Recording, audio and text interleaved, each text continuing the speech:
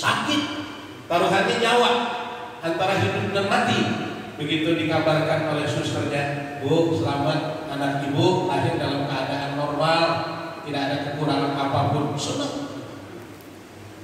Suaminya juga yang lagi bingung, jangan-jangan istri saya selamat, anak saya nggak selamat, anak selamat, istri nggak selamat. Begitu dengar kabar, Pak, alhamdulillah anak bapak sudah lahir laki-laki, silakan diazankan, Pak. Habis azanin langsung kasih kabar. Orang tua, mertua, senang mereka dengarnya. Tangga dengar kita lahir senang, karena nengokin, ya. Ada yang bawa pisang abon, ada yang bawa susu, ada yang bawa baby set, ada yang bawa peyek, kendinan. Itu bukan buat anaknya tuh, buat orang tuanya. Artinya kita lahir ke dunia ini nangis, orang di sekeliling kita senang, gembira. Pesan dari penyair ini, fajhad bi nafsika an takuna idza bakau fi yaumi mautika dhahikan masrura. Usahakan dalam hidupmu ini nanti terjadi kebalikan. Ketika kamu meninggal dunia menghadap Allah, kamu tersenyum, orang-orang lain mengiringimu dengan urayan air mata, menangis. Jadi kita lahir nangis, orang lain kamu tawa, senang. Usahakan nanti kita menghadap Allah, meninggal dunia dalam keadaan tersenyum. Dipanggil oleh Allah dengan ucapan, ya ayyatuhan nafsul mutmainnah irji'i ila rabbiki radiyatan mardiyah fadkhuli fi ibadi wadkhuli jannati. Wahai jiwa yang tenang, ninggalin dunia tenang, istri anak tenang, ditinggalin dan dididik semua ahli ibadah, beriman pada Allah Subhanahu wa taala. Dia menghadap Allah dalam keadaan tersenyum. Istri nangis, anak nangis, orang-orang yang ditinggalkan merasa kehilangan, nangis. Ini kata penyair tadi, ya. Jangan sampai kita meninggal dunia orang senang. Siapa yang meninggal dunia? Si Anu, alhamdulillah dah. Karena ada dia mah, kacau banget, provokator ini, ya, kacau. Nah, Rasulullah lahir ke dunia nggak nangis. Imam Abdurrahman Ad-Dibai menceritakan saat beliau dilahirkan, sajidan syakiran hamidan ka'annahul badru fi tamami. Beliau lahir ke dunia ini sajidan, sujud pada Allah Subhanahu wa taala, syakiran, ya, dengan penuh rasa syukur mengucapkan alhamdulillah. Wa fi ba'di riwayat takbir yang diucapkan Allahu Akbar. Ka'annahul badru fi tamami. Kelahiran beliau dirasakan oleh yang ada di sekitarnya laksana bulan purnama yang sempurna. Keadaan lagi gelap. Kan 12 itu belum purnama. Ya. Purnama mulai 14, 15. 12 belum terang. Gelap. Tapi Rasulullah lahir terang semuanya, bahkan lebih terang dari purnama. Hingga sering kita baca tuh, anta syamsun, anta badrun, anta nurun fauqa nuri, anta iksirun wa qali, anta misbahus sudur.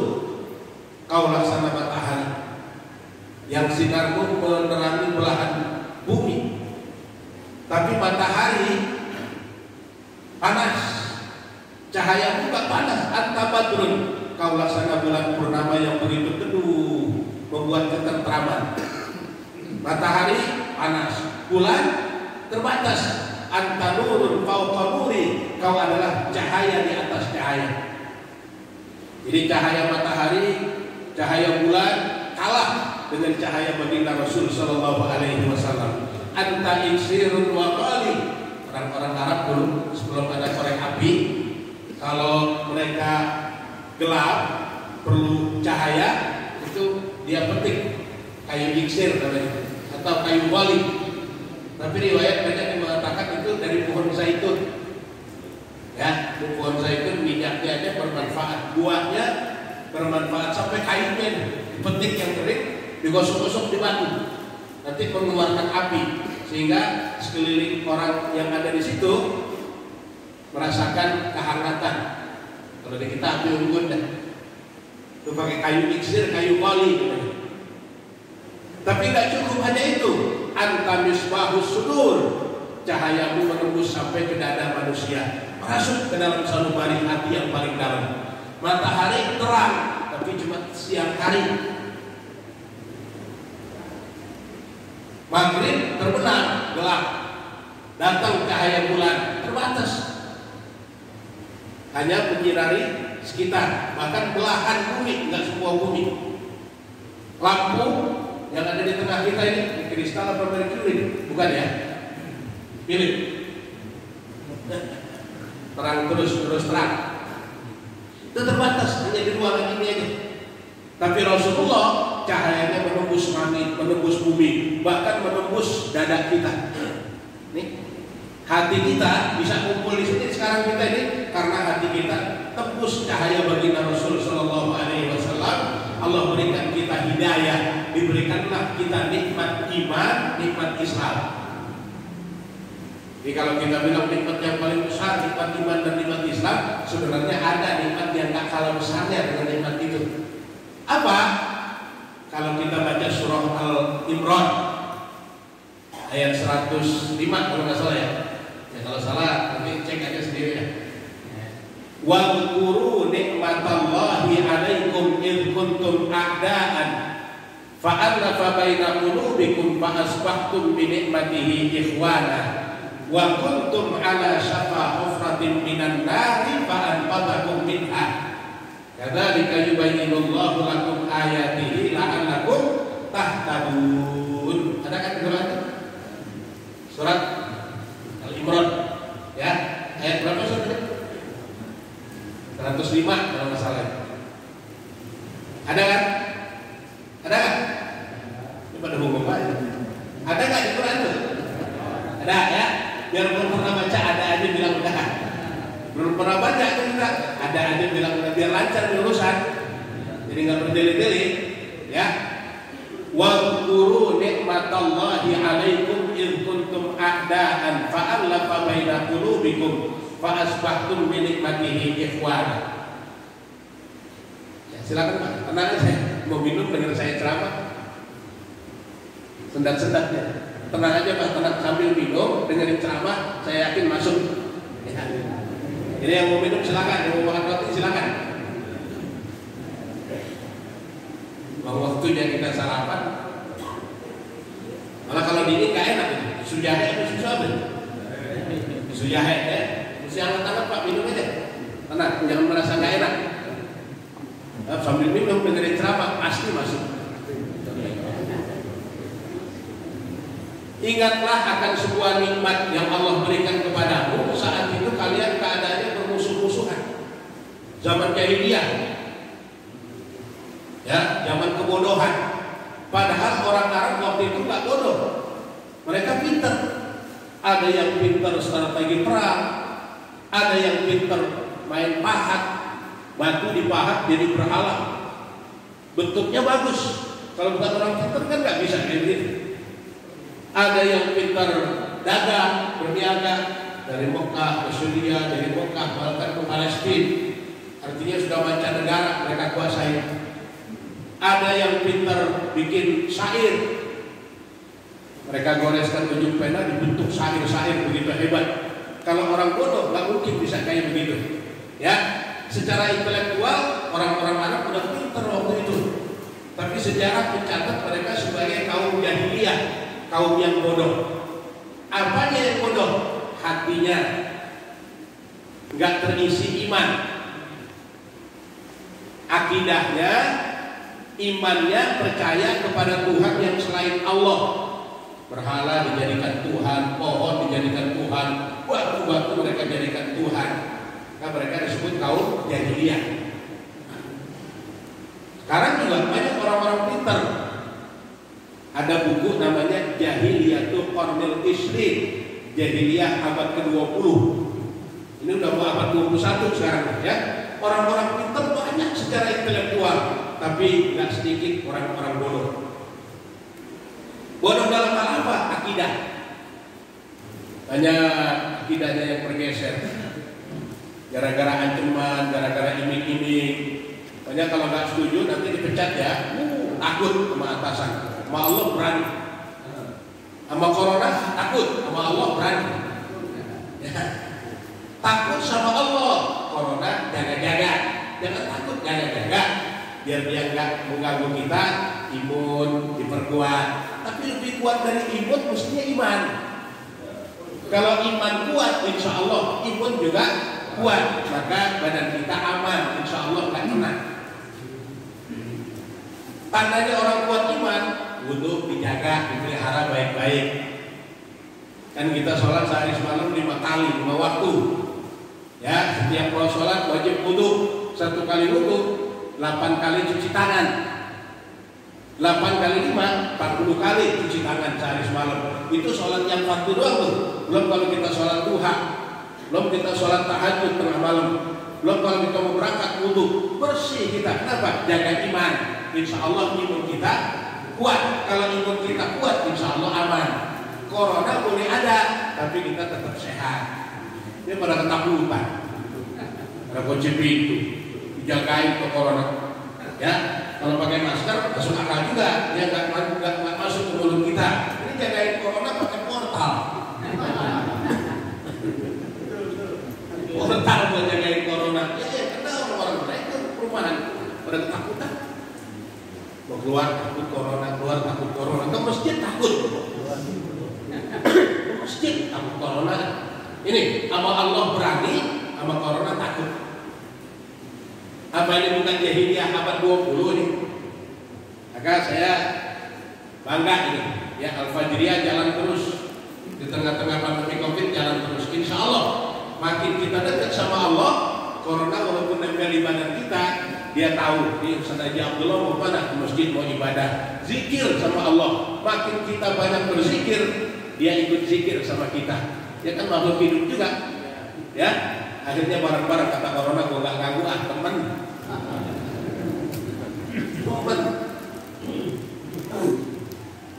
Man ahaba Allah, ahaba kullu syai'. Siapa yang takut kepada Allah, apapun takut sama dia. Jadi Umar bin Khattab radhiyallahu anhu pernah zaman penceklik, binatang buas dari hutan turun ke kampung, masuk harimau, singa. Mereka bingung. Ya, Sayyidina Umar bin Khattab radhiyallahu anhu dengar. Akhirnya didatengin, dicewer ke singa. Tempat kamu di hutan, kan di sini. Angkat sono. Tuh, Sayyidina Umar bin Khattab radhiyallahu anhu. Bahkan iblis, setan, bangsa jin itu yang jahat. Kalau mau lihat, kalau mau lewat, lihat dulu. Dia mau lewat dari sini, dilihat Umar bin Khattab lewat, nggak jadi nih. Setan iblis takut sama Sayyidina Umar. Kenapa? Karena dia takut kepada Allah Subhanahu. Ya, kalau kita takut sama Allah, yang lain takut sama kita. Tapi kalau kita berani sama Allah, kita nggak takut, kita akan takut juga sama yang lain. Terusin ya.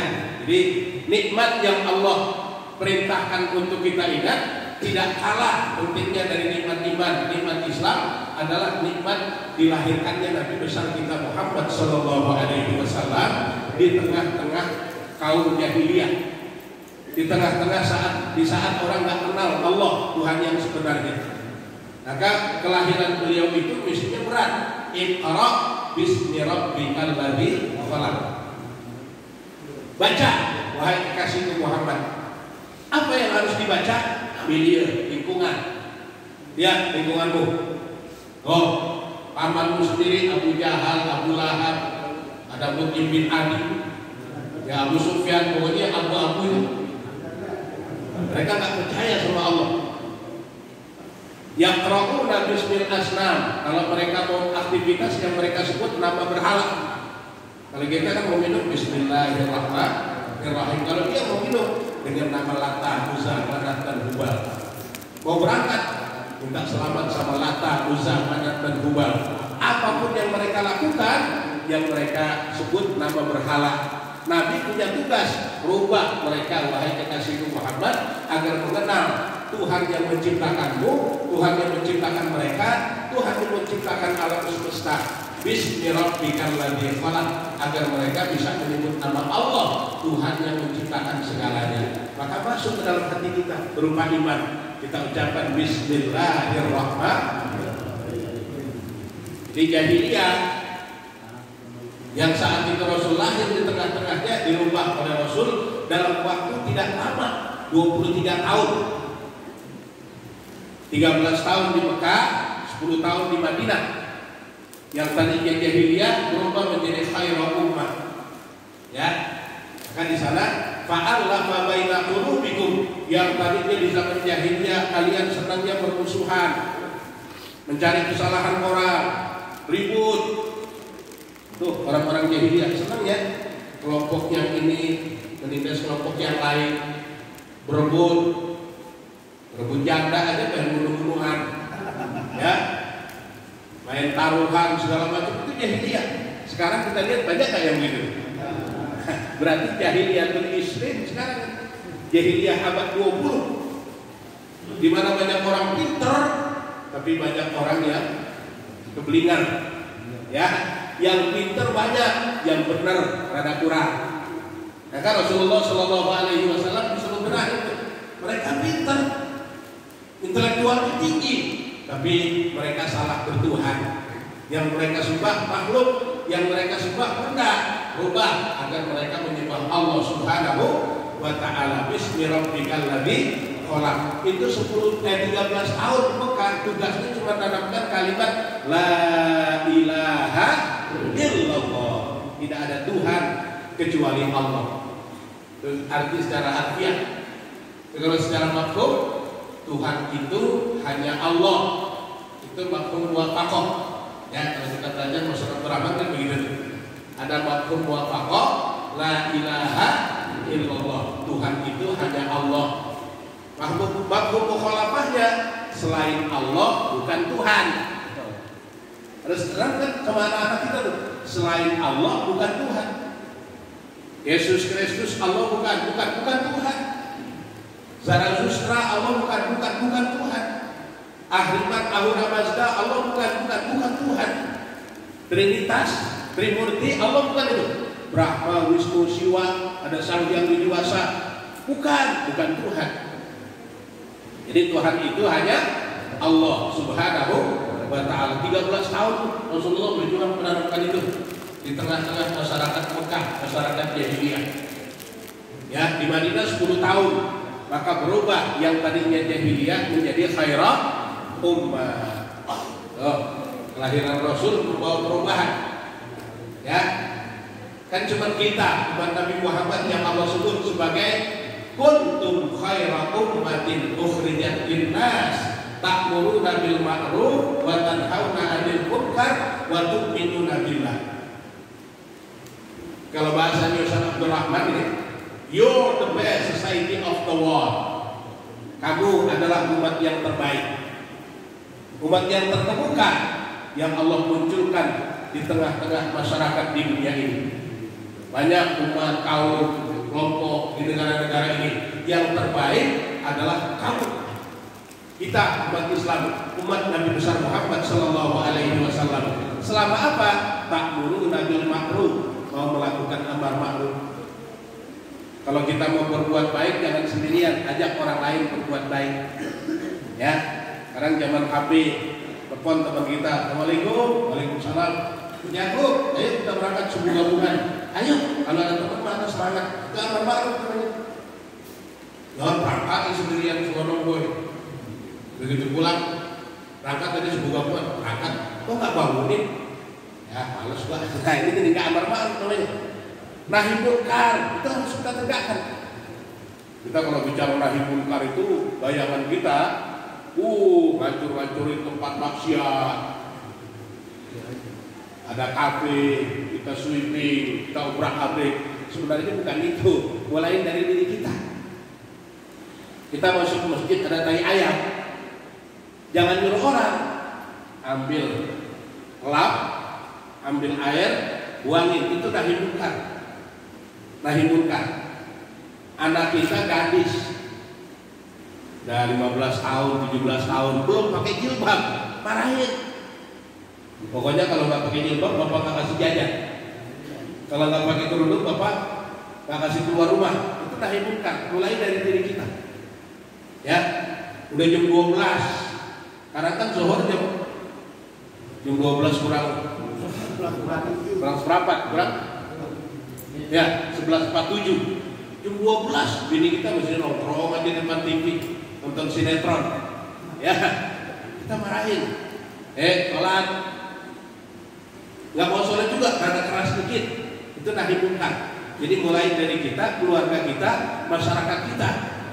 Nahi munkar. Wa tu'minuna billah. Hidupnya didasari dengan iman kepada Allah Subhanahu wa ta'ala. Itu yang bikin kita umat Nabi Muhammad menjadi khairul ummah. Dulunya jahiliyah, Rasulullah berjuang. Kelahiran beliau membawa perubahan. Itu pertama, ya. Hari Senin tanggal 12 Rabiul Awal beliau dilahirkan tahun gajah. Yang kedua, hari Senin tanggal 12 Rabiul Awal seperti hari kelahirannya beliau hijrah dari Mekah ke Madinah. Jadi Rasulullah meninggalkan Mekah waktu hijrah itu malam Senin tanggal 27 Safar. Sampai di Madinah hari Senin tanggal 12 Rabiul Awal. Jadi Mekah Madinah beliau tempuh dalam waktu 15 hari. 460 kilo ditempuh 15 hari. Kalau sekarang pakai batas 4 jam sampai. Ya. Hah? Barang. Semarang, dari sini Semarang ya. 4 jam.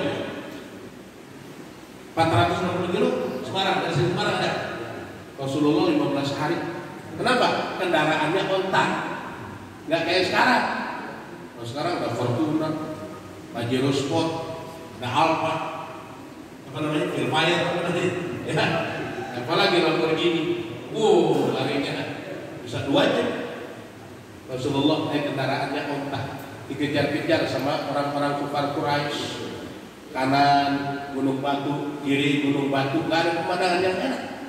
Sampai beliau sempat berlindung di gua Dzur namanya. Selama 3 hari 3 malam ditemani oleh Abu Bakar Siddiq radhiyallahu anhu. Akhirnya beliau sampai di Madinah hari Senin tanggal 12 Rabiul Awal. Jadi kadang-kadang kita kalau 12 Rabiul Awal yang dicintai kelahiran Nabi doang, padahal hijrahnya Nabi tanggal 12 Rabiul Awal sampai beliau di Madinah dengan ucapan yang sangat semangat oleh penduduk Yasrib waktu itu belum Madinah ya. Qala al-badru alaina min sariyatil wada wajaba syukru alaina mada'a lillahi ta'ala. Senang mereka kedatangan baginda Rasul sallallahu alaihi wasallam ingin melakukan perubahan. Awalnya namanya Yasrib. Secara bahasa Yasrib itu artinya siang. Jadi daerah itu tuh handus gersang. Ya, jangankan pohon, rumput aja nggak tumbuh. Kalau Haji Abdullah bilang gersang, ya kalau gini kita gersang enak. Ya, segar dan merangsang. Kalau daerah kusang, air susah, ngumpul. Itu debu di kota Yasrib, kalau masuk ke hidung bisa keluarin darah. Tapi sahabat ada yang protes, ya Rasulullah, kenapa harus ke Yasrib? Emang gak ada yang lain apa? Rasul bilang, Allah yang perintahkan kita dari Mekah ke Yasrib. Ada rahasia yang kita nggak tahu jalannya juga. Ternyata Rasulullah disambut dengan masyarakat di sana, beliau diangkat. Jadi kalau di Mekah Nabi itu cuma pemimpin agama. Begitu di Yasrib, beliau diangkat menjadi pemimpin agama dan pemimpin negara. Ada 2 suku besar. Kalau sekarang 2 partai besar yang kuat di situ tuh, ribut terus gak pernah damai. Suku Aus sama suku Khazraj. Ya, ada Bani Qainuqa, Bani Nadir, kelompok-kelompok itu gak pernah damai, ribut terus.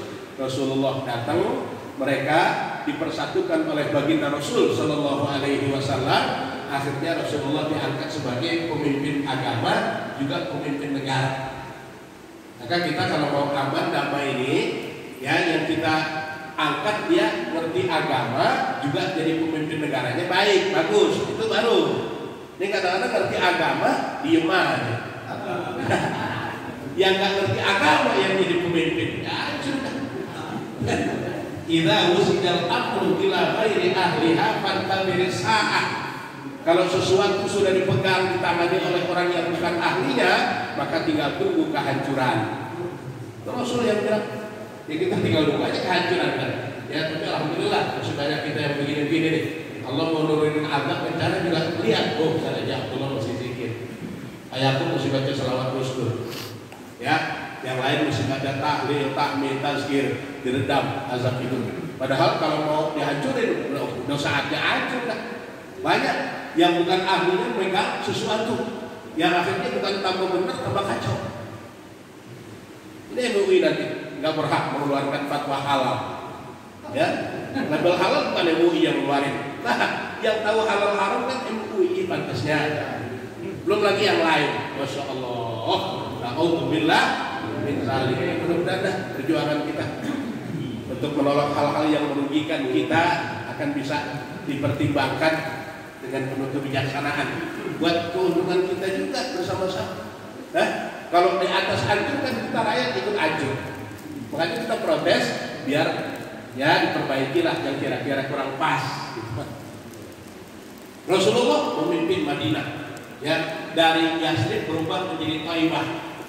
Thaibah artinya aman, damai, tentram, adil, makmur, gemah rimpal, jenawi, toto titi, tentram, kertora harjo. Itu Thaibah namanya. Ya, dari Thaibah akhirnya banyak orang ninggalin agamanya. Yahudi masuk Islam, Nasrani masuk Islam, Majusi masuk Islam, sehingga masyarakatnya disebut masyarakat Madani. Maka kota itu disebut kota Madinah. Jadi Madinah itu karena penghuninya masyarakatnya Madani, intelektualnya tinggi, punya kepribadian yang baik, saling menghormati satu sama lain, juga saling baku hantam. Kan bukan Islam aja yang disuruh, Yahudi ada, Nasrani ada, Majusi ada, tapi mereka merasa terlindungi, nggak diganggu oleh umat Islam. Masyarakat ini disebut Madani, ya, kotanya disebut kota Madinah. Yang ketiga, yang terakhir, 12 Rabiul Awal, hari Senin juga seperti hari lahir dan hijrahnya beliau, Nabi besar kita Muhammad Sallallahu Alaihi Wasallam wafat dipanggil oleh Allah Subhanahu wa Ta'ala dalam usia genap 63 tahun. 62 tahun 11 bulan 29 hari, ya. 62 tahun 2 bulan 22 hari. Jadi genapnya 63 tahun. Rasulullah kemarin hari Rabu terakhir bulan Safar, orang-orang kita ada juga yang hidup itu namanya Rebu Kasar, ya, Rebu Pamungkas. Kalau kita lihat di kitab penjelasannya sih Allah curahkan azab sebanyak 630, ya, 360 azab akan diturunkan oleh Allah, bala, bencana, musibah, baik bagi penduduk langit maupun penduduk bumi. Nah, puncaknya di hari Rabu terakhir. Maka kita mohon kepada Allah untuk tolak bala. Ya, ada yang sholat, ada yang banyak zikir, ada yang banyak sedekah. Itu orang-orang tua kita ajarannya. Kalau pernah saya baca, waktu itu tanggal 30 Safar tuh hari Rabu, Rasulullah mulai agak nggak enak badan. Tapi masih bisa kali dakwah, badannya udah rasa nggak enak, ya, agak-agak meriang sedikit. Tanggal 30, masuk tanggal 1, 2, 3, kira-kira 11 hari ke depan makin parah penyakitnya. Malam 12 Rabiul Awal, malam Senin, makin meriang. Hari Senin subuh, tanggal 12 Rabiul Awal, sebagaimana biasa sahabat Rasul kebiasaannya tuh, subuh belum datang mereka udah kumpul di masjid. Persis kayak kita ya. Subuh belum datang udah kumpul di masjid. Kan kita begitu. Ya. Ini tiap hari atau seminggu sekali? Ya. Kalau sahabat Rasul gitu. Ya subuh belum datang mereka kumpul di masjid. Nunggu subuh ada yang baca Quran, ada yang banyak bersolawat, ada yang banyak berzikir, ada yang memperbanyak sholat, macam-macam. Masuk waktu subuh, Bilal bin Rabah mengumandangkan azan. Selesai azan, ada yang sholat sunnah qabliyah subuh, terus sampai menunggu datangnya Rasul Shallallahu Alaihi Wasallam. Lama Rasulullah ditungguin kok nggak datang juga. Akhirnya Bilal bin Rabah diutus, Bilal, coba lihat ada apa dengan Rasulullah kok belum datang buat imamin kita sholat. Bilal bin Rabah memberanikan diri, ketuk-ketuk pintu, Assalamualaikum ya Rasulullah. Yang bukain pintu Fatimah Zahra, putri Nabi Shallallahu Alaihi Wasallam. Ada apa ya Bilal? Itu sahabat-sahabat yang lain udah kumpul di masjid nunggu Rasulullah imamin kita. Kasih tahu sama yang lain, Rasulullah demam meriang panas, nggak kuat jadi imam. Ya, ada siapa Fat? Ada Bilal, Abah, suruh dia masuk Bilal. Bilal, hari ini saya nggak bisa ngimamin sholat, minta kesediaan Abu Bakar Siddiq buat gantiin saya jadi imam sholat subuh. Bilal bin Rabah dari kamar baginda Rasul ke masjid belum sempat ngomong udah nangis. Sahabat yang lain tanya, Bilal, ada apa? Kok nangis begitu? Rasulullah sakit, demam, meriang, panas, gak kuat jadi imam. Beliau pesan Abu Bakar Siddiq buat menggantikan beliau menjadi imam salat subuh hari ini. Abu Bakar Siddiq dengan lantang bilang, saya nggak mau jadi imam kalau Rasulullah masih hidup. Nih akhlaknya sahabat, nggak mau jadi imam kalau Rasulullah masih hidup. Akhirnya Ali bin Abi Thalib diutus untuk menjemput Bilal ke kamar baginda Rasul, dipapah juga bagi kita dalam keadaan sakit mengimami sholat subuh. Beliau jadi imam dalam keadaan sakit, makanya beliau baca surahnya nggak panjang-panjang, ya cukup pendek sederhana. Dan memang beliau pesan, idza amma ahadukumun nas falyukhaffif. Kalau kamu jadi imam sholat berjamaah, sederhanakan bacaanmu. Sederhana, terlalu panjang jangan, terlalu pendek juga jangan. Sederhana kayak tadi guru kita, ya, Ustaz Muhdi. Rakaat pertama Al-Kahfi. Alladzina amanu wa amilus solihati kanat lahum jannatul firdausi nuzulan. Itu kan sederhana. Rakaat kedua Izazul. Nah, ini sederhana namanya. Kalau kepanjangan, rakaat pertama surah Yasin. Kelar. Rakaat kedua Ar-Rahman, itu selesai. Oh, itu tuh. Kalau imam begitu tuh, makmum ikut tapi kan artinya ngedumel. Ya kan? Kependekan juga jangan. Wah, jam kerja ini buru-buru. Rakaat pertama selesai Fatihah Al-Kautsar. Rakaat kedua Al-Ikhlas. Ada yang rumahnya jauh, lari-lari dengan sholat berjamaah. Begitu sampai udah kelar. Jadi Rasul ajarkan kalau kita jadi imam bacaan sederhana, panjangan jangan, pendekan juga jangan. Waktu itu kalau nggak salah Rasul baca At-Takasur, ya, sama Wailul likulli humazatil lumazah. Selesai sholat subuh, beliau diri di atas barunya di hadapan para sahabat. Beliau katakan, saudara-saudara, sahabatku sekalian, lama kita bergaul, ya sering bercanda, sering kumpul. Barangkali ada ucapan saya yang nyakitin hati kalian, tolong dibukakan pintu maaf. Barangkali ada yang pernah saya sakitin, silakan balas. Barangkali ada utang yang saya belum bayar, silakan tagih. Sahabat yang lain sedih karena Rasulullah ngomong begitu. Ini tandanya beliau akan meninggalkan kita rame-rame. Di tengah-tengah sedih, hening, suasana nggak ada suara, muncul seorang laki-laki badannya hitam. Nama aslinya Ukasa, dan karena rada hitam namanya Sawat, ya kan? Hitam badannya. Saya ya Rasulullah, tuh kata Sawat. Ya Sawat, ada apa? Tuhan barangkali nggak ingat. Dalam satu peperangan kita pernah jalan bareng pulangnya, ya. Begitu pulang perang, ya Tuhan mungkin nggak lihat mau mencut ontak, cuman di balik ontak itu ada saya, kena badan saya. Jadi maksud kamu apa sahabat? Saya mau nuntut balas.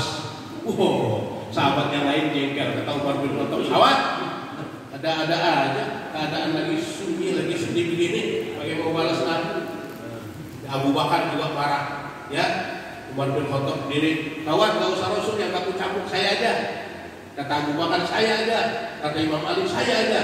Cucunya Hasan bin Husain dia bilang, Sawat, kalau memang mau balas kami aja nih, cucunya nih.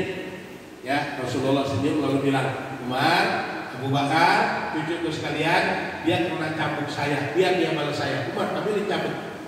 Umar bin Khattab sambil diri ngambil cambuk. Ya, dalam hatinya, awat kalau sama Rasul, gue talangin aja dah. Biar pecut di depan sahabat saya rela. Akhirnya pecut cambuk dikasih sama Sawat. Sawat sambil megang pecut sambil muter-muter masih jauh deh. Ya Rasulullah, ada apa lagi Sawat? Waktu saya kena pecut Tuhan, saya nggak pakai baju. Ya, kena badan saya. Lalu maksudnya apa? Biar seri dong ya Rasulullah. Gua juga bukalah baju Tuhan. Ya, Nabi disuruh buka baju. Akhirnya Rasulullah buka baju. Kelihatan badannya putih, bersih, keringatnya walaupun keringat dingin wangi. Ya, gede-gede jagung kan. Tapi sahabat-sahabat pada berebut mau dapetin keringat baginda Rasul Sallallahu Alaihi Wasallam. Tuh, tapi kita keringatnya wangi nih. Kalau keringat kita orang pada kagum. Makin kencang baju Sawat melihat tubuh Rasulullah yang begitu putih bersih, keringatnya wangi. Akhirnya makin dekat, itu cambuk dilempar jauh-jauh. Wih, langsung dia lari. Dipeluk tubuh baginda Rasul Sallallahu Alaihi Wasallam. Rasulullah makin bingung, yang lain juga sahabat makin bingung. Ini Sawat apa maunya sih Sawat? Kata Sawatnya Rasulullah, lama saya ikut Tuhan dalam suka dalam duka, saya dampingi Tuhan. Ya, tapi Tuhan sekarang dalam keadaan sakit. Saya sadar sebentar lagi barangkali Tuhan meninggalkan kami. Saya khawatir di akhirat nanti kita nggak bakal ketemu lagi. Kalaupun saya masuk surga Tuhan Tuhan sama surga saya beda. Ya, kelasnya Rasulullah surga Firdaus, mungkin saya di emperannya. Itu kalau masuk surga. Kalau saya masuk neraka nggak ketemu ya Rasulullah. Karena itu sebelum kita berpisah, saya ingin tubuh saya yang hina ini bersentuhan dengan tubuh Tuhan yang mulia. Kalau saya nggak akal-akalan begini, Tuhan nggak mungkin buka baju. Ya, Rasulullah nggak marah, dia senyum. Saudara-saudara, Tuhan, siapa yang ingin tahu sahabat yang cinta sama saya, lihatlah Sawat. Saking cintanya dia ingin tubuhnya bertemu dengan tubuh saya agar dunia akhirat sama-sama dengan baginda Rasul Sallallahu Alaihi Wasallam. Ya, kalau kita nggak usah buka baju, belum Nabi dah syariat ajarannya kita hidupkan. Ya, banyak nyebut namanya, contoh akhlaknya. Bab Rasulullah di Mekah akhlaknya mulia, di Madinah akhlaknya mulia, sampai di seluruh alam semesta terkenal akhlaknya begitu hebat. Bukan cuma manusia yang memuji, Allah saja memuji. Surah Al-Qalam ayat 4, wa innaka la'ala khuluqin azim. Sesungguhnya engkau wahai kekasihku Muhammad sungguh berbudi pekerti yang luhur dan terpuji. Kalau Allah saja memuji akhlak Nabi, apalah artinya pujian kita manusia. Jadi dalam kehidupan ini yang harus kita tanamkan akhlak. Akhlak karena Rasulullah Shallallahu Alaihi Wasallam diutus ke dunia ini, keberhasilan beliau di samping imannya yang teguh, ibadahnya yang luar biasa. Dalam kesulitan beliau selalu prinsip iya karena na'budu wa iya karena nasta'in. Hanya kepada Engkau ya Allah aku menyembah, hanya kepada Engkau ya Allah aku mohon pertolongan. Dan di samping itu beliau hiasi perjuangan dengan akhlakul karimah. Jangankan kawan, lawan aja segan karena beliau akhlaknya luar biasa. Yang mudah-mudahan dengan bulan Rabiul Awal yang kita sambut kedatangannya hari ini, kita dapat menjadikan akhlak Rasul Sallallahu Alaihi Wasallam sebagai suri teladan, sebagaimana Allah menyatakan, laqad kana lakum fi Rasulillahi uswatun hasanah liman kana yarjullaha wal yawmal akhirah wa dzakarallaha katsiran. Ini biasanya jam 6. Karena sekarang subuhnya jam 4 lewat 13 menit ya. Kayaknya sekarang waktu surup juga udah masuk ya. Karena itu saya cukupkan sampai di sini. Kurang lebihnya mohon maaf. Hadanallahu wa iyyakum ajma'in. Wassalamualaikum warahmatullahi wabarakatuh.